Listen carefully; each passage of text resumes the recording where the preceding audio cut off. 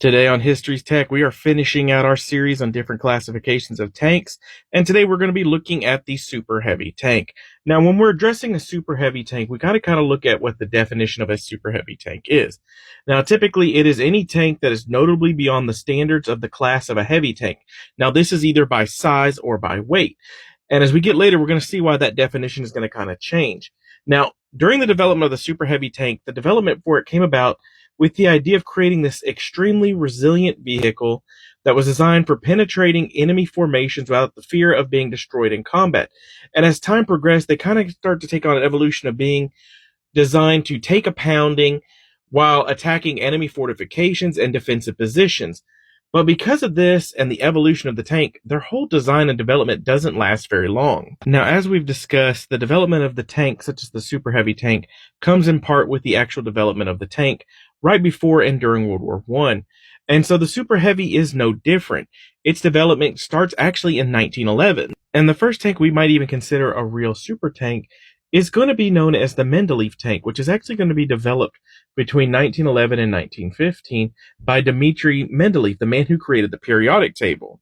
Now, his design was never actually built, and it was kind of just like a design that was in concept only.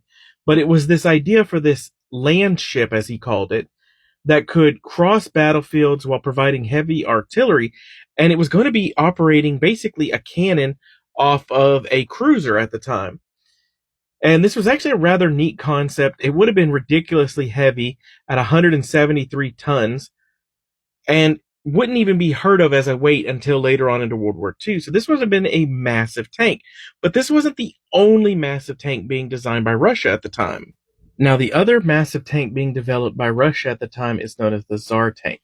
And this really isn't really a real tank. We'd consider this more of a armored vehicle, but it shows the potential direction that the super heavy tank could have gone in, which is completely unconventional to what we're used to. Instead, other tank designers of this era are going to kind of follow suit with traditional tank design. Now, the British also followed suit, developing their own super heavy tank, but with the success of the Mark I tank, they honestly didn't see the need for this slow-moving vehicle that would be vulnerable to artillery fire, and they abandoned their program rather quickly. This is followed by the Germans with their K-Wagon, which was this very heavy tank designed to carry 4 large guns, but it needed a crew of 27. And actually, 2 of them were under construction when the war ended. Now, the first World War super heavy tank to actually be constructed is going to be the French Char 2C. Now, the tank actually started being developed during the First World War, but the version of it that we would consider to be a super heavy tank really didn't come about until the 1920s with a later variant of the Char 2C. Now, the Char 2C was supposed to be replaced by the FCM F1, which was a ridiculously huge 139-ton super heavy tank. It was designed to attack enemy fortifications, and it was actually started to be developed in the 1920s, but they really didn't start ordering its development until the late 1930s, and they built one wooden mock-up before the fall of France. Now, with the threat of war in Europe looming, the British also decided to develop their own super heavy tanks. They developed what was known as the TOG 1 and TOG 2 tanks.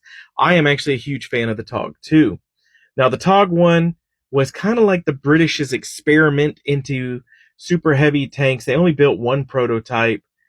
The TOG 2 was an improvement on the TOG 1. Additionally, they only built one prototype, but it kind of showed the direction the British could go with super heavy tanks. However, they never really went beyond this development.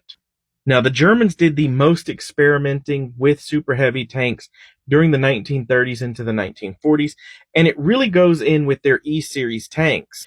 The E-Series was actually an interesting concept developed by the Germans during late World War II, and the idea was to create 5 different tanks, all based upon one standardized design, and the design would essentially be elongated, but they would all use the same parts and things like that, so you would just make it slightly bigger and bigger, but the parts would still be there, and this would allow them to increase production rates and overcome a lot of the mechanical unreliability that we saw in the Tiger tanks. And it's actually an interesting concept. And during this, they developed 2 super heavy tanks, the E75 and the E100. Now, the E75 was designed to be the replacement for the Tiger II and the Jag Tiger. It would have been built on the same production line as the earlier E series, so there would have been a lot of interchangeable parts.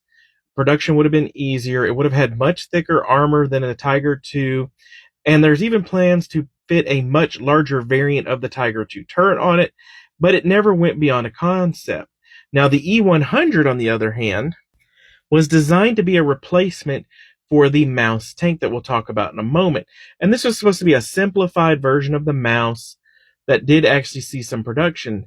Again, they kind of started developing it, but they ended up abandoning the whole purpose of it as the war was kind of coming to a close and it was basically a waste of materials.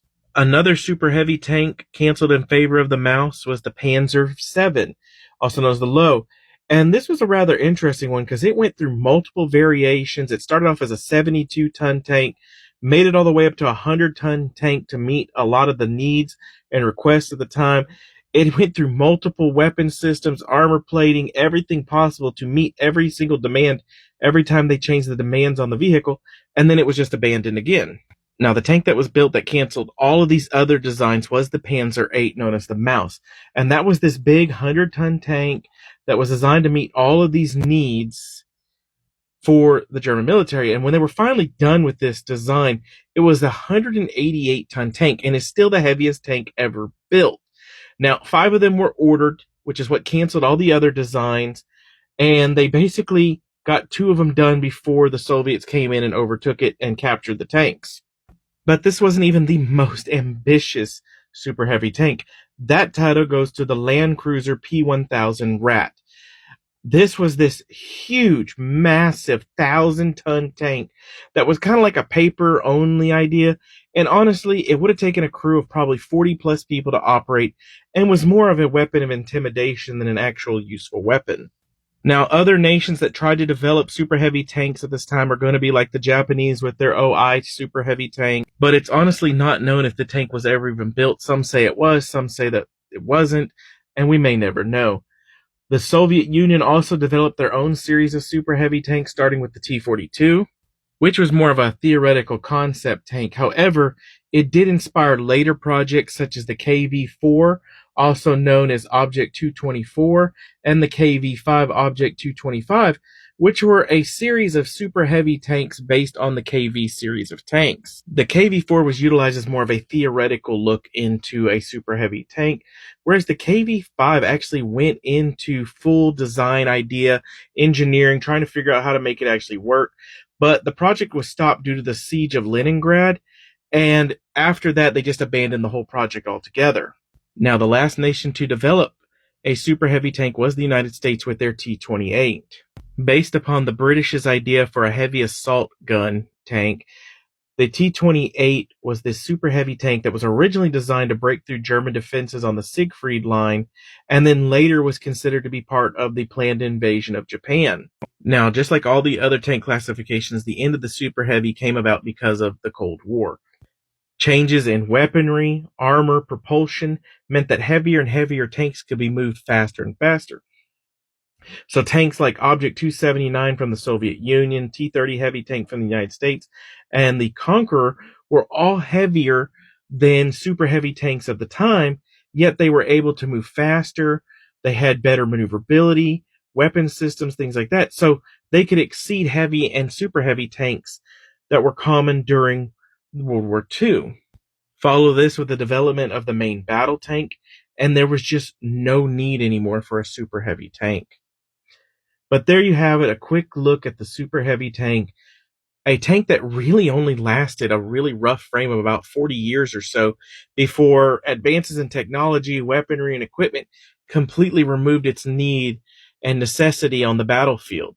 And we will likely never ever see a super heavy tank again outside of the fictional universe. But that's it for today. Thank you for joining me, and I look forward to talking to you on the next time.